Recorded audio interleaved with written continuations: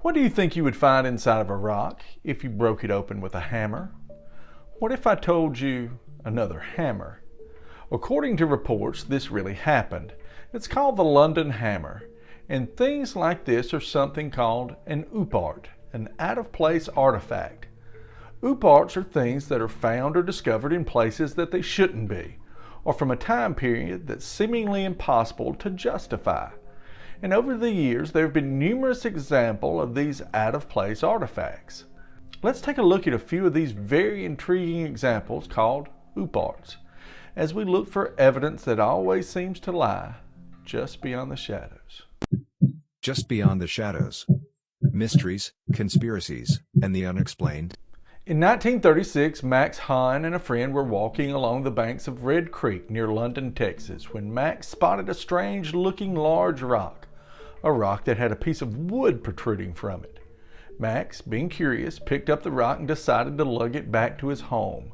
And there it sat for over a decade until Max's son broke the stone open with a hammer. The wood sticking out of the stone was in fact the remaining portion of a wooden handle that was connected to a large iron hammer. The hammer's iron head was about 6 inches in length, with an overall body dimension of about 1 inch wide. And amazingly, some geologists say that if the London Hammer is real, it could be around 400 million years old. No human-like species of any form, according to most anthropologists, existed 400 million years ago. There were sharks and clams, small insects, and even early cephalopods, but no grand mammals and certainly no humans making iron tools. So is the dating wrong? Is it a hoax? We'll get back to that later, but there are many more examples of ooparts out there that are equally as amazing as the London Hammer. What about a 2,000-year-old computer?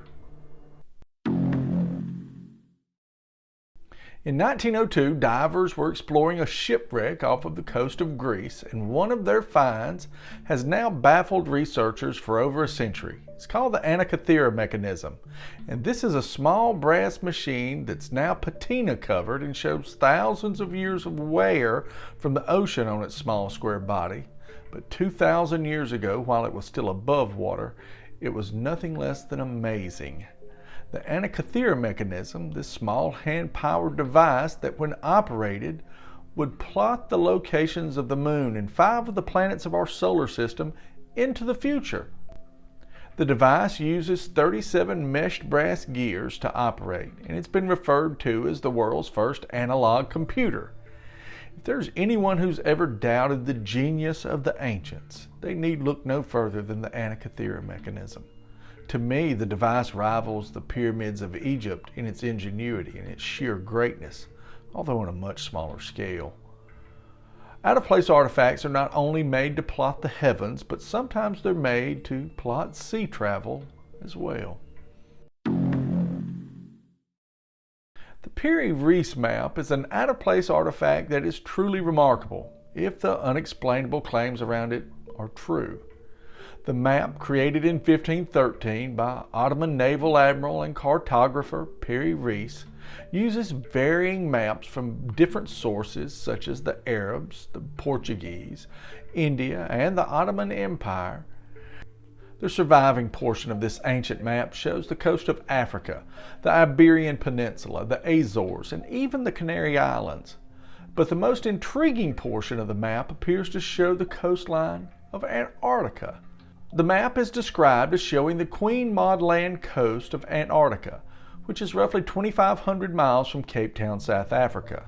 Now, Antarctica wasn't discovered by the modern world until around 1820. So how did Piri-Reis know of this frozen continent 300 years before the modern world? No one knows. But that isn't the most incredible thing about the Piri-Reis map. The portion of the Antarctica coastline is shown to be free of ice. Now, Antarctica has been covered with glacial ice in some places over a mile thick for 15 million years.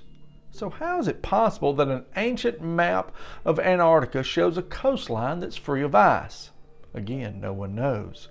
Some people say that the map is being misinterpreted, but let's leave that discussion to later as well. Sometimes out-of-place artifacts are so out of place that they can help rewrite history. Take the case of the Maine penny, also known as the Goddard coin. Found in 1957 near Brooklyn, Maine at the Goddard excavation site, the coin was first believed to be an English coin from around the 13th century. However, it was later identified as a Norwegian silver coin from the reign of King Olaf III. Olaf was the king of Norway from 1067 to 1093, so it's believed that the coin made its way to North America during the Vinland voyages. These occurred between 1180 and 1235. This coin was one of the factors that even helped validate that the New World wasn't discovered by Christopher Columbus in 1492. It was actually discovered hundreds of years earlier by the Nordic Vikings. But coins are easy to identify by archaeologists. Pretend you're an archaeologist for just a second and let me show you a picture.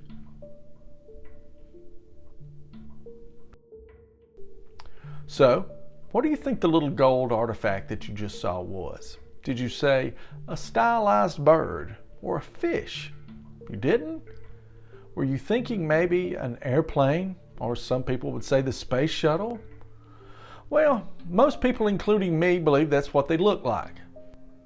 These gold statuettes, known as the Quimbaya jets or the Tolima jets, are from Colombia. They were made by the Quimbaya culture in Colombia in South America, and they date back to around 1000 AD. This culture, the Quimbaya, were typical of most pre-Columbian Mesoamerican cultures of Central and South America, except it seems they've witnessed some sort of flying machine to design these types of ornaments. The archaeologists suggest that these small gold artifacts are stylized birds or insects or even fish. Did you see that when you looked at these out-of-place artifacts? I didn't. I've shown these pictures to numerous people, and they think the same thing that I did. They didn't see birds or fish. They thought they're airplanes. Did you notice that they had vertical stabilizers and rudders on each of these artifacts? Birds don't have these. So, what are they? I don't believe that anyone can say with surety what these small trinkets are, but we can try. Let's take a little closer look at what all of these OOP-arts could be. Are these and other out-of-place artifacts what some people think they are? Or are they just being misrepresented by overactive imaginations? Or are they just something else altogether? Let's go step by step and look into these out-of-place artifacts and see what they could be. First, some of them could be hoaxes. It is possible with certain OOP-arts like the London Hammer that it is a hoax that's what's at the bottom of the mystery. With the right object and a little forethought, it is possible to create a very convincing hoax. For years, people have tried to fool other people with trickery and forgery, especially to earn a buck or for their 15 minutes of fame. It's always happened this way, and it always will. Hopefully, though, as technology gets better and better, people will be a little more able to sort out the incredible from the imitation. Next, some of these out-of-place artifacts could just be misidentified, like the Quimbaya jets. I'm not an archaeologist, and I would never claim to say that I know more than an expert in their field does. But I do know this, that experts are sometimes wrong. History is full of experts coming up on the wrong side of conclusions. Here are a few examples. Doctors didn't used to wash their hands before surgery, and it wasn't until around the late 1800s that they started doing this because they didn't know what caused infections and they certainly didn't understand microbiology. Another example of experts being wrong, geologic plate tectonics. In the science world, this used to be called pseudoscience or foolish. Experts believed there were no divisions in the Earth's crust. There are many more examples of experts being wrong, so things like the Piri-Reis map or the Quimbaya jets, this is certainly a possibility. Now, the only other option is that these out-of-place artifacts are exactly what these people claim they are. They're extraordinary. An artifact, for whatever reason, shouldn't have occurred at the time period that it did or in the specific place that it did. This option, although easy for some to entertain, always seems to make academia and the professional skeptics roll their eyes with disdain. This group can't help but believe that anything other than what the mainstream says is nothing but foolish. They want things that's easily quantifiable, easily categorized, easily dated. Outliers and anomalies, they're heretical. But sometimes things are unbelievable and extraordinary. They defy logic and they can break with convention. Out-of-place artifacts are like this.